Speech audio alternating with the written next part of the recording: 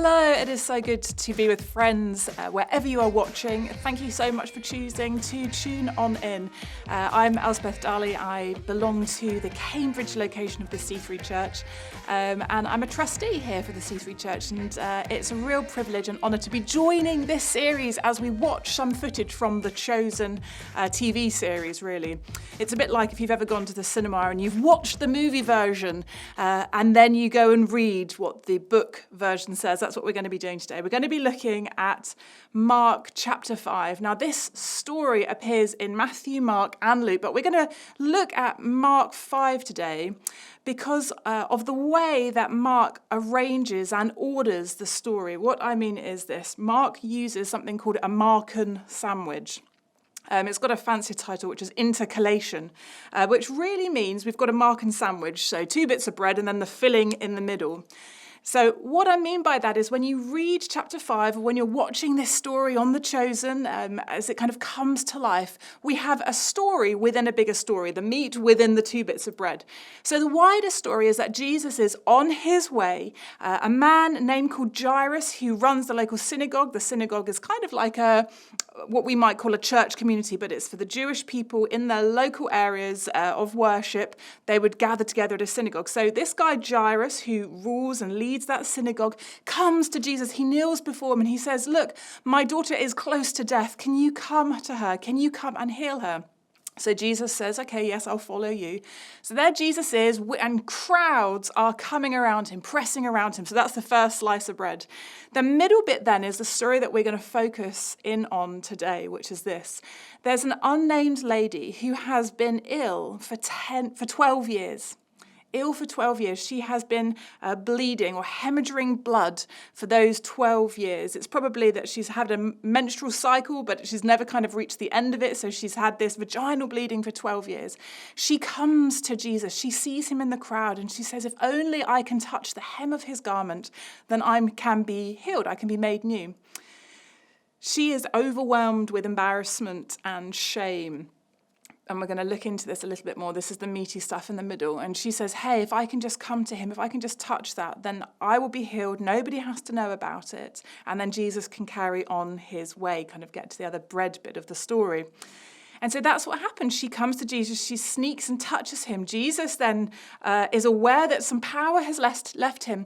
She realizes that she's healed. Jesus suddenly says, "Well, who touched me?" And we're going to read this story together. But he says, "Who touched me?" And there's a dialogue that happens between Jesus and this unnamed lady who'd been suffering for 12 years. Then at that point, Jesus kind of returns to the crowd of people, and some servants or people from Jairus, the synagogue ruler's house, come along. And they say, "Look, we're really sorry, but you're too late. Your daughter's died. Your 12-year-old daughter has died." And Jesus turns to him and says, "Hey, just have a bit of faith, just believe." They continue, they go to his house, and this is the other bit of the bread. So we've kind of gone from the first slice to the meaty stuff to the final slice. And we return to the story, which is Jesus then heals this 12-year-old girl from death itself. So this is our Markan sandwich. So we're going to read this, and then we're going to ask some questions about the way that this has been written. So Mark chapter 5, verse 21, follow along if you want to. When Jesus had again crossed over by the boat to the other side of the lake, a large crowd gathered round him while he was by the lake. Then one of the synagogue leaders named Jairus came, and when he saw Jesus, he fell at his feet. This is the first bit of bread. He pleaded honestly with him, "My little daughter is dying. Please come and put your hands on her so that she will be healed and live." So Jesus went with him. This is the meat. This is the middle of the sandwich, of the Markan sandwich. A large crowd followed and pressed around him, and a woman was there who had been subject to bleeding for 12 years. She had suffered a great deal under the care of many doctors and had spent all she had. She's so desperate. Yet instead of getting better, she actually grew worse. When she heard about Jesus, she came up behind him in the crowd and touched his cloak because she thought, "If I just touch his clothes, I will be healed." And then immediately her bleeding stopped, and she felt in her body that she was freed from suffering. At once, Jesus realized that power had gone out from him. He turned around the crowd and he asked, "Well, who touched my clothing?" I love this bit. The disciples answered, "You see people crowding against you, and yet you ask who can touch you." But Jesus kept looking around to see who had done it. Then the woman, knowing what had happened to her, came and fell at his feet and, trembling with fear, told him the whole truth. He said to her, "Daughter, your faith has healed you. Go in peace and be freed from your suffering." So that's the middle bit of the sandwich. Then we're going to return to the bready part. Verse 35, while Jesus was still speaking, some people came from the house of Jairus, the synagogue leader. "Your daughter is dead," they said. "Why bother the teacher anymore?" Overhearing what they said, Jesus told him, "Don't be afraid, just believe." He did not let anyone follow him except Peter, James, and John, the brother of James. And when they came to the home of the synagogue leader, Jesus saw a commotion with people crying and wailing loudly.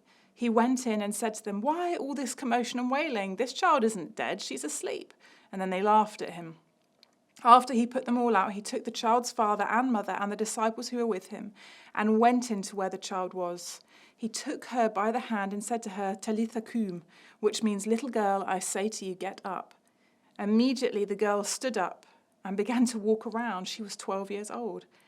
At this, they were completely astonished. He gave strict orders not to let anyone know about this and told them to give her something to eat. What a fantastic story. And I love how The Chosen depicts kind of the meaty part of that, the bit that you've just watched and the bit that we have just read from. So the question that I have for us is, why does Mark choose to arrange these stories, a story within a story, in this Markham sandwich? Why does he choose to do it like that? And really, he does this throughout his gospel, but it's a way of drawing our attention to some theological points that he is wanting to make. So in a way, it's a bit like having Spot the Difference. If you've ever done one of those cartoons, we've got two pictures side by side, and you say, "Oh, that dog's got dots. That one doesn't have dots." It's about Spot the Difference. So I want us just to think about this story, the bigger story, the bready part, and then the meaty part, and to say, hey, let's just look at the similarities, let's look at the differences, so we can see what points Mark is wanting us to get at. Maybe the first obvious one is, I don't know, have a think. They're both ladies. Yeah, so the story is about two female characters. They're both nameless characters. The only people's names we have are Jesus, the disciples, and Jairus, the synagogue ruler. The number 12 appears. We have a lady who's been suffering for 12 years, bleeding. And then we have a daughter who is 12 years old. There's lots of stuff written about that. Is there something significant about that number? But really for now, what we're saying is Mark is comparing and contrasting. He's bringing some kind of similarities so that we recognize what he's up to. Another similarity is that there is one powerful father figure in this, the ruler of the synagogue, a guy called Jairus. And compared to that, we have one powerless lady. She's the least powerful. She's a lady. She's probably been excluded from the synagogue. We'll go into that in a minute. And then another contrast that we have is we have a huge crowd of people. A lady comes to Jesus in secret, and what does he do? He kind of publicly talks to her and addresses her. He publicly praises her after he's healed her. And then moments later, we have a young girl. The huge crowds are there this time, and what does Jesus do? He puts them outside. Once the little girl has been healed, he says, "Don't tell anyone." So we've kind of got this compare and contrast going on, but all in one sandwich. So why has Mark done this? Why have we got these spot the differences going on? I'm going to distill this really into 2 points. The first one is that nothing separates you from God's love. The first point, nothing separates you from God's love. Both of these stories, this whole kind of Mark sandwich, if you will, demonstrates how Jesus treated the least powerful people in society. In fact, back in this day, back in this point within Jewish history, there were 2 sayings. One of them was this: "Happy is he whose children are male, but alas for him whose children are female." Catchy. And what about this one? "Sooner let the words of the Torah, or the law," so part of the Old Testament, "be burned than be delivered to women." Oof. So here what we have in this story is we have 2 nameless females. We have a child who's kind of below the age kind of everything. She is just totally vulnerable, totally powerless, totally voiceless in society. And she's a female. And then we also have this lady who, again, is nameless. within the society. In fact, another layer on top of this is that both of these ladies are ritually impure. What I mean by that is back in the book of Leviticus, so one of the books in the Old Testament where they have laid out, almost 613 laws laid out there for the Jewish people. And there's lots of stuff in there about ceremonial or ritual cleanliness. A big one is this: you shouldn't be touching dead bodies. If you do, you need to kind of ritually clean everything. Take a ritual kind of mikveh, which is a big bath. You need to cleanse yourself because that makes you ritually impure. It's not morally impure, so it's nothing about sin, but it's about being ritually impure. And if you are ritually impure, what that means is that you are cut off from communal worship. You are cut off from community. You cannot eat with other people. They cannot touch the items that you have touched if you are in a state of impurity. You cannot have sex with your husband. And so when we think about not only the child who is dying and then dead, she becomes ritually impure, but we also have the lady who is nameless, female, and ritually impure perpetually. She is in a perpetual state of impurity because she is bleeding. Now, this also applies to men. There's lots of stuff in Leviticus about semen and about other kind of bodily fluids and how that makes people impure. But really, for example, if a lady was having a regular menstrual cycle, at the end of that kind of week period, she would go and have a mikveh.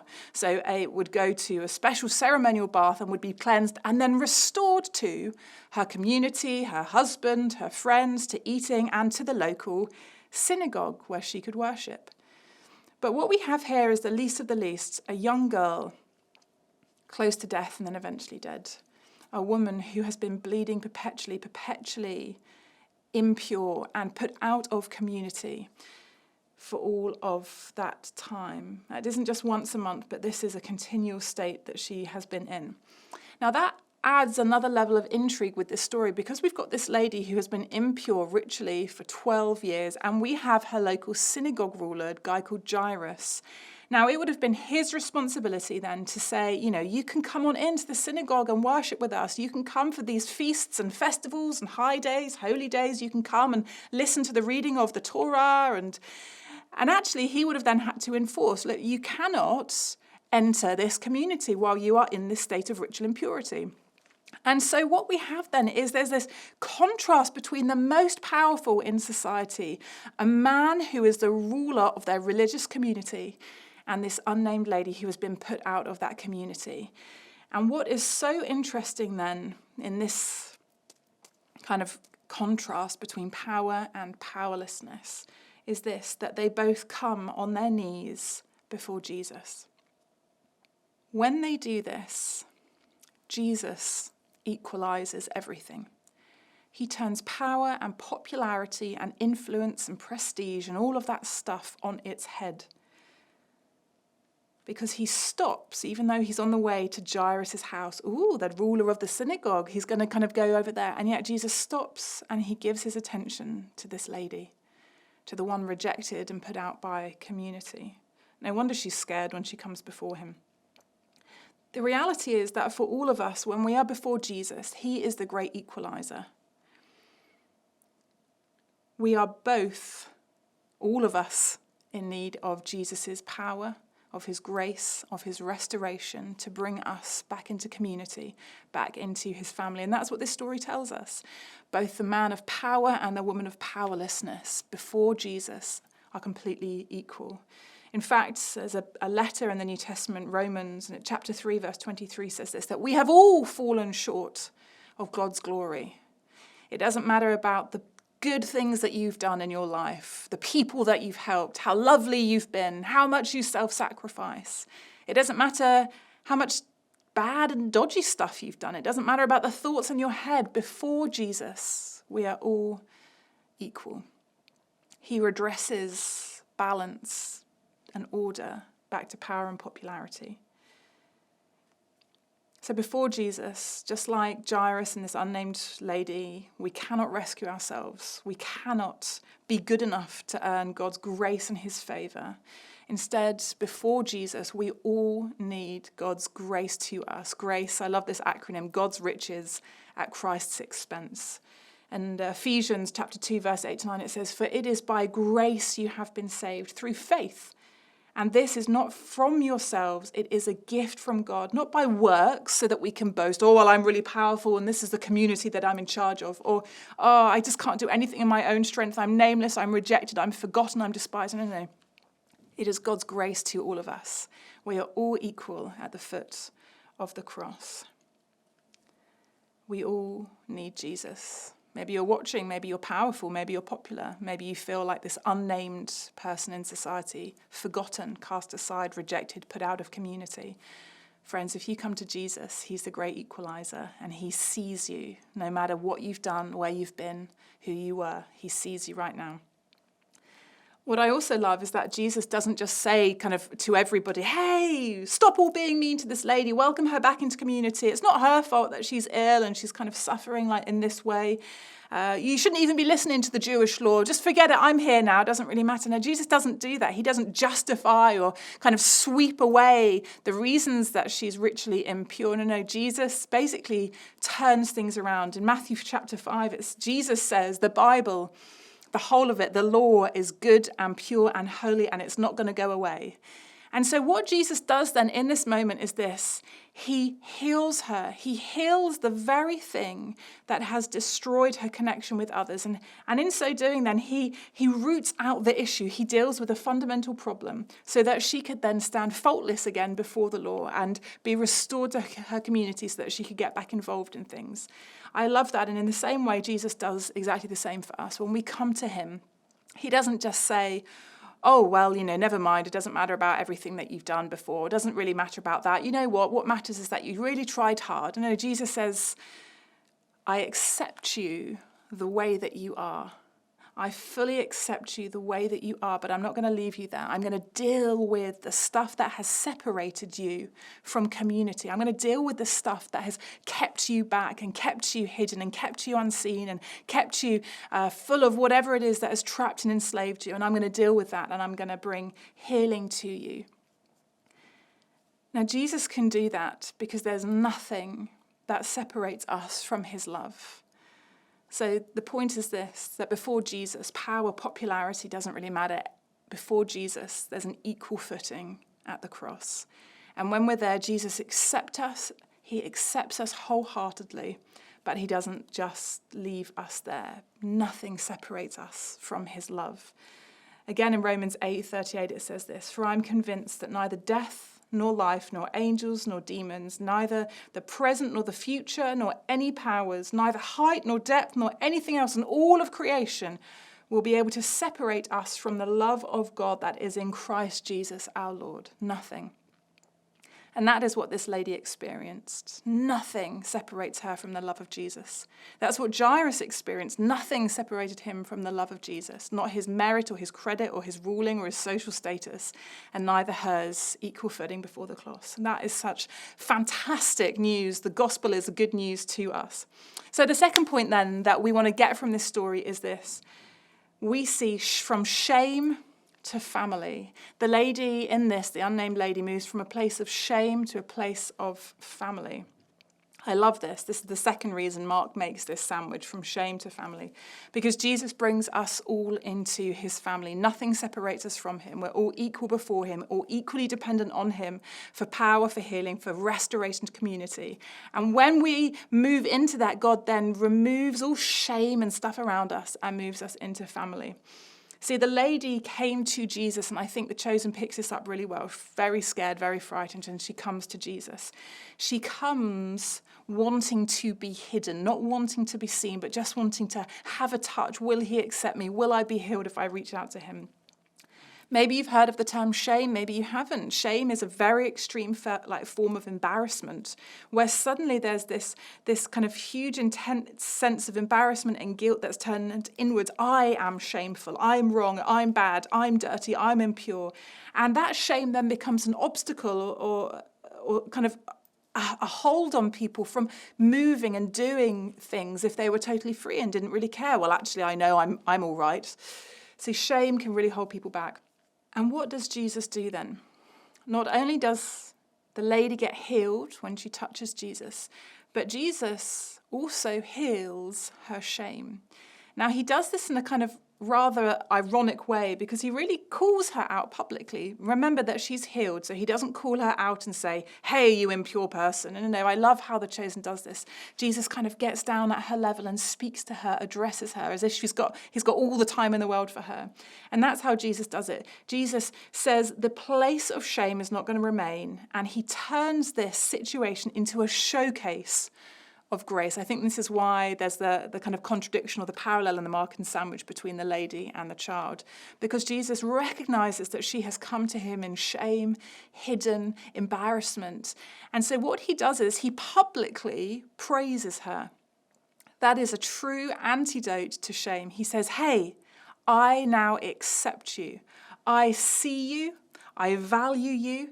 In fact, you have my attention and you are totally healed. And more than that, then he does praise her. He says, it is your faith that has made you heal, so that the crowds and people around him would have seen, hey, we can welcome her back into community. And I love that this happened kind of in front of Jairus and the rulers. She can now be welcomed back because Jesus had approved her. He has affirmed her. He has praised her. And now he releases her from shame. She wouldn't have been able to be sexually united with her husband without him becoming impure. If she was married, maybe she isn't. But she seems to come into this story quite unprotected. Where are the other people around her? Of course, in The Chosen, there's some guys around her as well. But in Mark's gospel, we don't know where she's come from. We don't know what family unit, if any. But we know that for 12 years, she's lived isolated.